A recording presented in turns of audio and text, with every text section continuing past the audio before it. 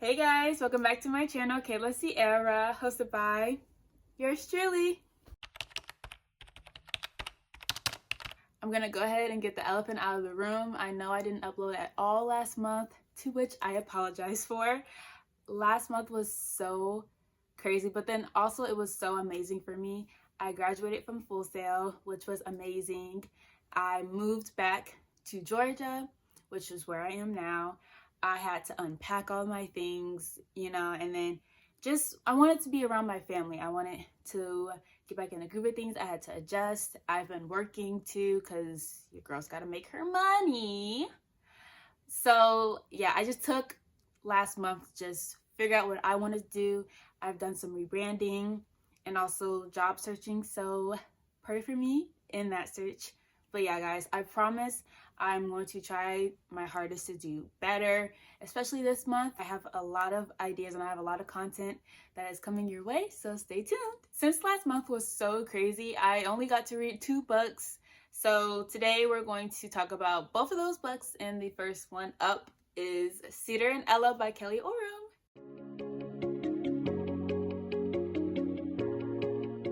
The genre of this book is contemporary romance. It has 322 pages, and I gave it a rating of 5 stars. The synopsis is really long, so I'm going to break it up in 2 parts so you guys can pause and read it right here. If you haven't guessed it already, this is a Cinderella retelling with a few plot changes.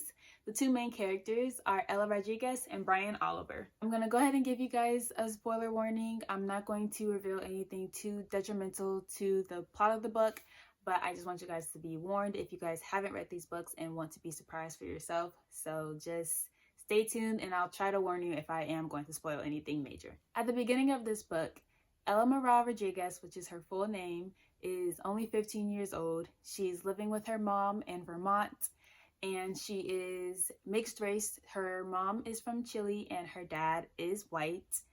And while I'm on the topic of her dad, trash. Her dad left her and her mom when she was only 8, and she hardly ever heard from him.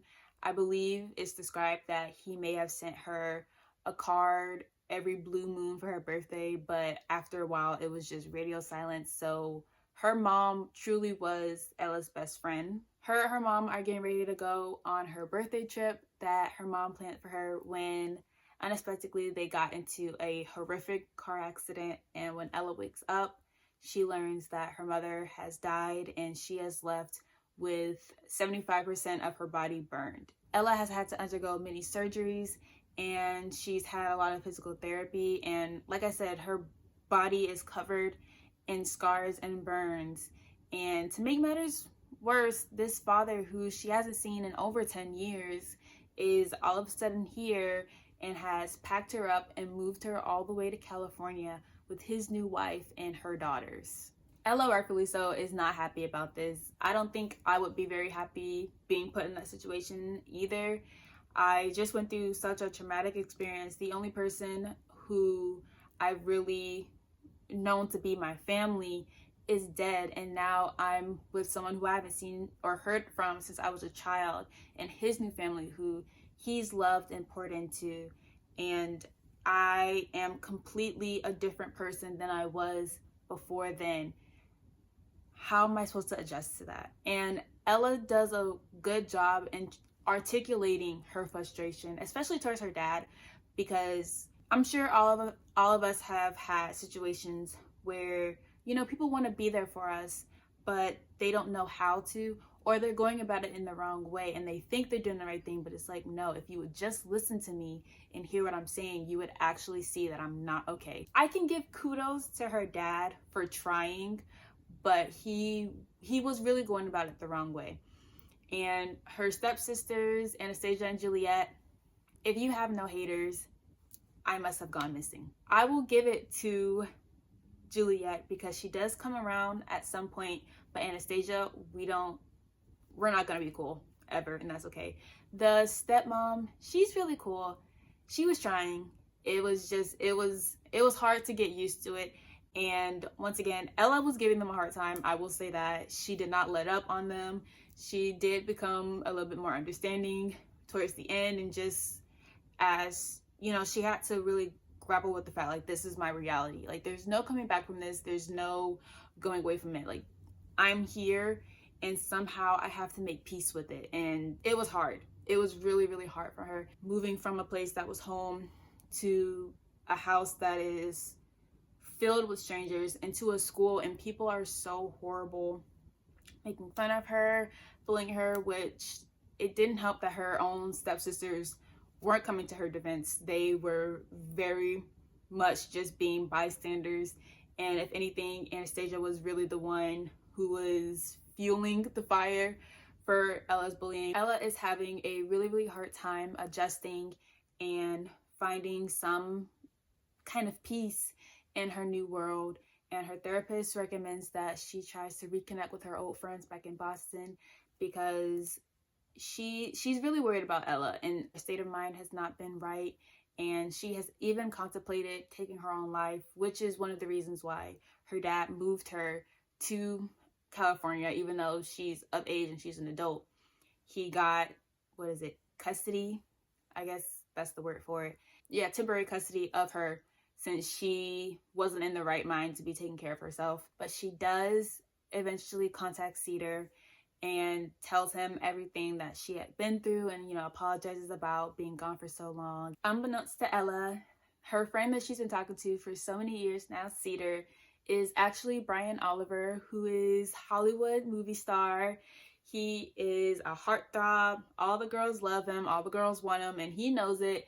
He is not above being cocky and just oozing that, like, sex appeal or whatever. It's who he is. It's something, when I first read the book, I had to get over, because I was just like, he can't be that hot. Like, what are you talking about? But I guess. Brian is getting ready for his upcoming film, The Jewett Prince, which is the first book of the Cinder Chronicles. That is how Brian and Ella first got started. They were talking about the book. It's what brought them together, their love for this series. So him taking the role was kind of like a tribute to Ella, and just showing, like, her, like, his appreciation for her and his love for her. But also because, of course, like I said, he loves the series as well, as much as Ella does. Maybe not as much, but just as much, I would say. Brian's management team is worried about his reputation, since he is known as a ladies' man, and they're worried that other people within the film industry won't take him seriously. So they suggest that he get engaged, and he becomes engaged to his co-star Kayla, which is one of the main antagonists of the book. We don't like Kayla. I don't even have to mention the stuff that she does and she says in the book. Just the fact that she was engaged to our man. No, we don't like you. Besides the point, though. They become engaged, much to Brian's dislike. He protests against this from the very beginning. When they first said, what if he got engaged? He's like, excuse me? And then it's like, engaged to who? And when Kayla goes, me, he's like, he disrespects her so much in this book. And that's not right. You should never speak to a woman how he does in this book. I can't say she doesn't deserve it, but I can also say it's not morally correct. It's a book. When Brian gets Ella's email, he's completely like, screw everything else. Screw you, Kayla. Screw our management team. My woman's here and nothing's gonna keep me from her. Which I really loved, because he was never afraid to express how he felt about Ella. He told Kayla from the jump, this is the woman I want. Okay, I'm in love with her. Never you. It was always an arrangement between you and me. Her? Oh, we go together like this. And I love that about his character. He's never afraid to express how he felt about Ella to other people, but then also to her. Something else that just made me fall for Brian more was how protective he was over Ella when Kayla threatened to ruin him and Ella and just demolish everything that Brian has worked for. Brian was very much like, oh, you can take all this fame, this money, all the girls, it doesn't matter because I'll have Ella.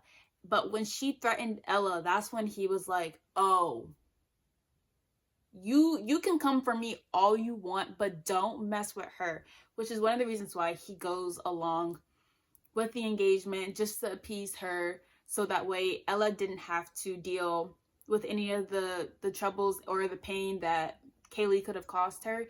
But the thing that was also grappling was, while Brian knew what Ella had been through, he didn't know anything about like the physical trauma that happened to her. He didn't know that she had the burns, the scars, the limp, she's walking with the cane. He didn't know any of this. She didn't tell him because she didn't want him to look at her any differently, just how he didn't want her to look at him any differently. They both had this worry and concern that the other would judge or maybe ridicule the other based on their appearance and how they're living. And so it was really sad to see that part, because there was a sense of distrust between the two of them. I think Kelly did a really good job in writing Ella's mental health journey. She didn't gloss over it. She didn't rush it. She took the right amount of time to really show her journey and how she was really up, you know, at the beginning of the book. And then she was just rocky waves, storm clouds, dark, everything, to who she became at the end of the book. I commend her for taking the risk on spending as much time as she did with showing the unhealthy side of mental health and how not having a good support system, and also going through something as traumatic as Ella did and losing her mom. Kelly allowed for Ella to feel what she wanted to feel without being judged for it, although she was called out for some of her behavior, as she should have been, because sometimes she was being a little too much. But she was allowed to feel what she was feeling, and she really did it unapologetically. Sometimes, yeah, she was able to own up to the fact that like she was really being hard on her stepmom Jennifer and her dad, but also then to just being like, this is how I feel, and I need you to listen to me, and I need somebody to do something because I can't do this for myself. One of my absolute favorite parts of this book is when Ella and Cinder get on the phone for the first time, which actually brings me to how Ella didn't know that Cinder was Brian, because y'all was on the phone, you heard his voice, you know what Brian's voice sounds like, you didn't put two and two together. That definitely was a plot point where I was like, "Are?" Because you're on the phone with this person, obviously you're talking to each other, but you've seen him in movies and stuff. You know what his voice sounds like, so how didn't you put it together? That's besides the point. But my favorite quote in this part when they first get on the phone is when Cinder answers and, you know, he says his little slick line to her, and she goes, "Holy crap, your voice is so sexy."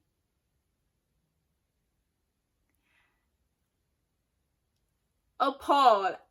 I completely forgot about that part. So when I was reading it last month and I came to it, I just screamed. I was like, she didn't just say that. Could you imagine calling the person you have been talking to just online to for years and years? You get on the phone with him for the first time, you hear his voice, and your first words are, "Holy crap, your voice is so sexy." And then it was in front of her family too. I would have shriveled up into a hole and just wanted to disappear. I love it for the reason that it's so embarrassing, and I couldn't even imagine doing something like that. It's like those internal thoughts where you think it, but you never say it out loud, and she unfortunately said it out loud. Book review over. Here is my fan cast for Cinder and Ella by Kelly Oram. If this book was ever made into a movie or a TV show, my fan cast for Ella would be Hesquita Velasquez, and Brian would be played by Colton Hayes. Overall, I highly recommend this book. It's one of the sweetest books I've ever read. It's funny, it has its really deep emotional moments, and if you're looking maybe for a YA book or just something to kind of balance out your reading patterns, I highly recommend. And our second book of today is going to be The Princess Bride by J.J. McAvoy.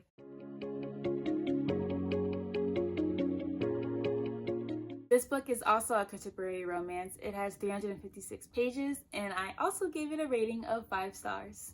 I will also include the synopsis right here, so pause to read. Our two main characters are Odette Winter and Prince Gale, which I have to give it to J.J. McAvoy. I love the names. All throughout this book, she ate down. I think that's one of my favorite parts about writing is coming up with character names.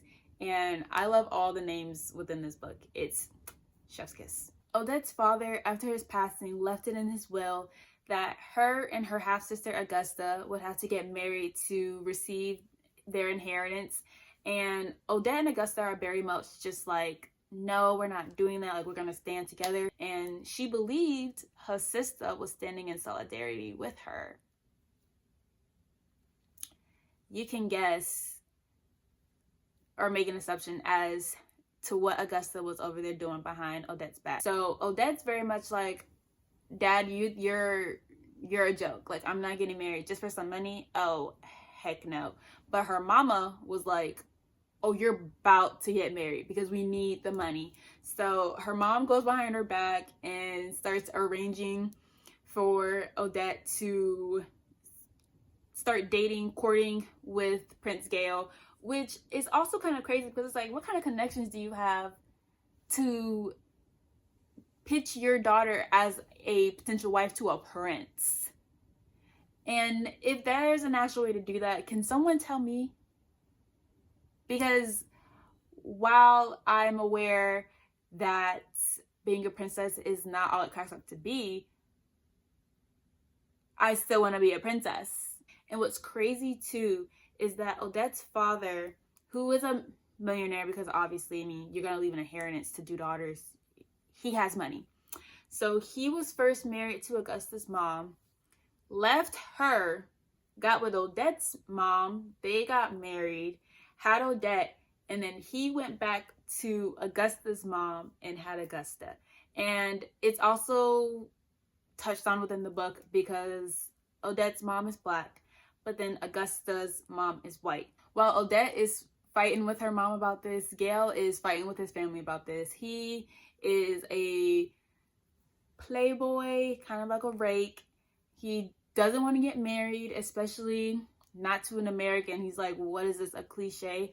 But then also when he finds out that she is African American, he's a little like, really? And there is a slight mention of Prince Harry and Meghan Markle and how the world kind of reacted to them being together and getting married.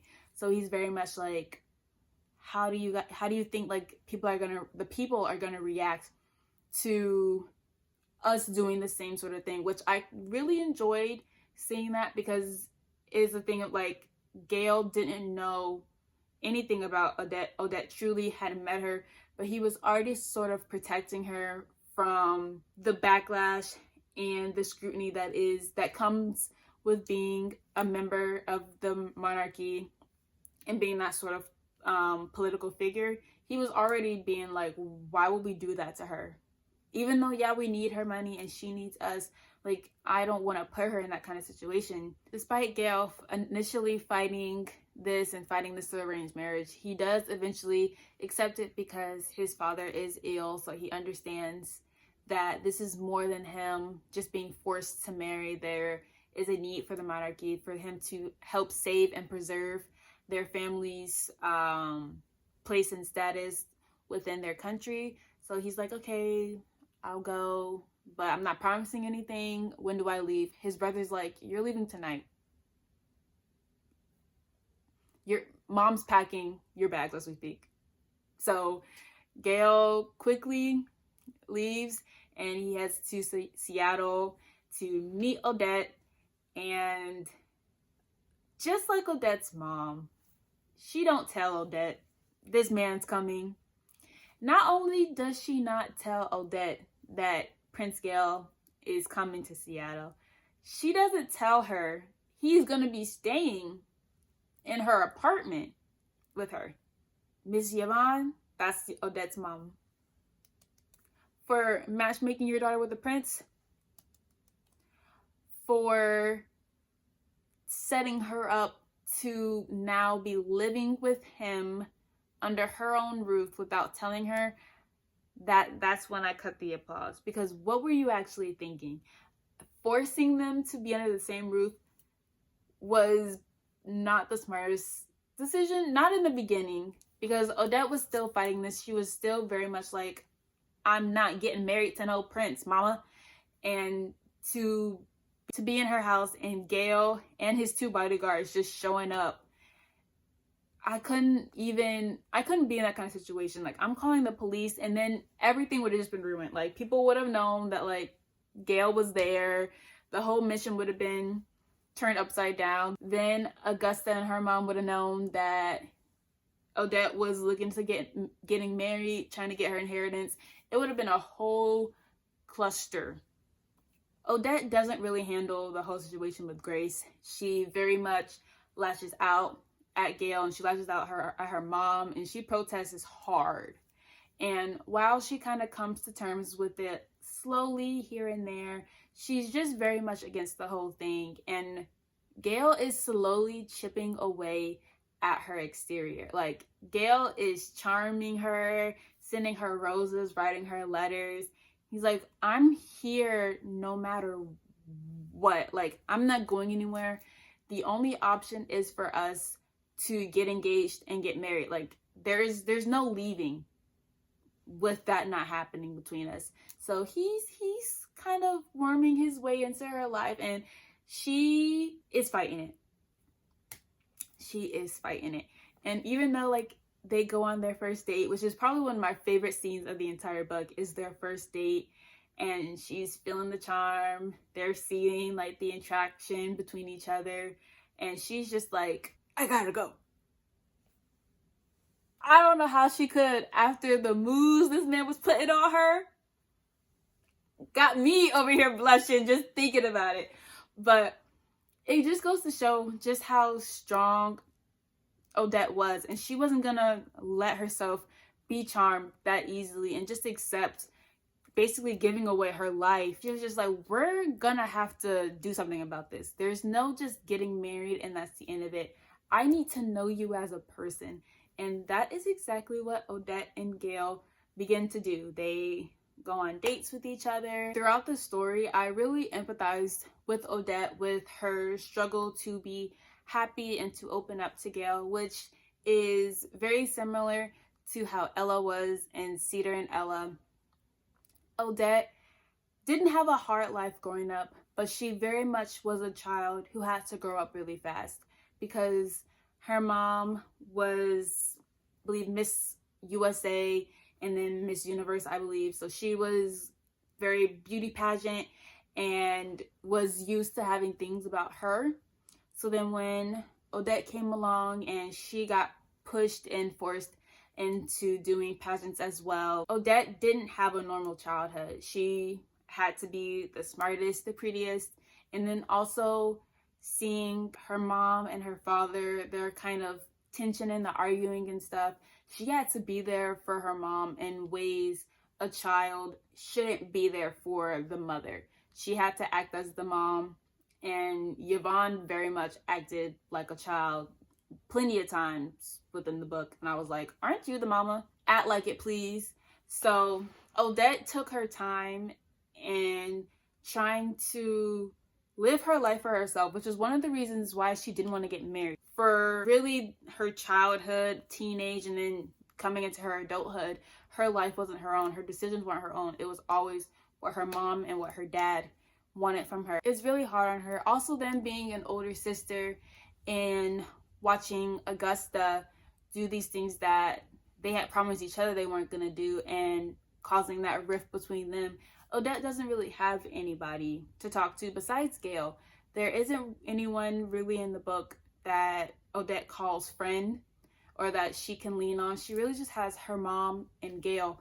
And so when her mom's annoying her, she goes to Gale, which I found really heartwarming because they can both understand the pressure of needing to do something not for themselves but for the betterment of other people.